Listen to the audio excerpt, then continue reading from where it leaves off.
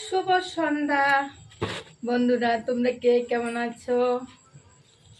দেখো আমি মাছ কাটতে বসেছি। দেখো দেখো দেখো দেখো চলছে। দেখো দেখো গাইস,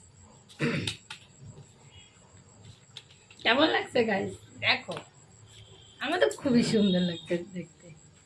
দেখো গাইস, কে ভালোবাসো গাইস, সব চলে আসো।